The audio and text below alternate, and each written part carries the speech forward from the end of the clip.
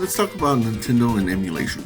So the topic of emulation has come up once again concerning Nintendo because of two reasons. One, because Nintendo is going to be launching an online service that is emulating Nintendo 64 and Sega Genesis games for a price. And recently Kotaku put up an article talking about how Metroid Dread is already running in 4K on Nintendo Switch emulators. People who are critical of emulation can have their opinion, but it's quite telling when they're just mad when someone even talks about emulation, especially an outlet like Kotaku. Kotaku is a news site. They report on various news stories that happen within the video game industry.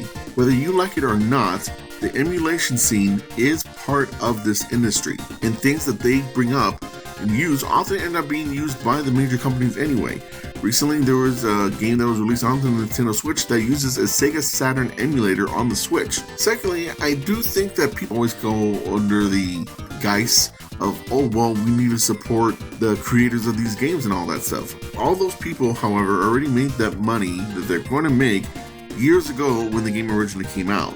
All this really is companies double dipping to try to make more money off of something that they already made money off of previously. In my opinion, the upcoming Nintendo Switch Online expansion pack is not worth the money. All they're doing is really just making it more difficult for you to play these games on newer consoles because you have to re-buy them despite the fact that you've already given them money. And especially in this digital age where digital goods can be transferred to different devices, that's not really acceptable. The fact that the emulation scene even exists shows that this industry is not doing something that the customer wants. It might not be lawfully correct, but it is morally correct because Nintendo continues to roll these games out and charge somehow even more money for them than they're really worth. And when it comes to something new like Metroid Dread, you don't have to worry about that because most people don't know about emulation or how to work it. But still, the fact still remains that because there's an emulator out there that's running that game at 4K shows that Nintendo should be and could be offering a 4K solution for people who want that. There should be a Nintendo Switch Pro,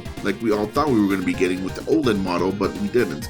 There should be something like that. I don't care if it's going to run like $500. That's for those people who want to have that. But Nintendo doesn't do that. They only go for whatever the lowest common denominator level is because it's usually the lowest level and the least amount of effort. So if you want to pirate a copy of Ocarina of Time, morally, I don't see anything wrong with it, considering that you're playing a version of it, usually the N64 version, that is not even for sale anymore anyway. I couldn't buy that game from Nintendo on the Nintendo 64 if I wanted to.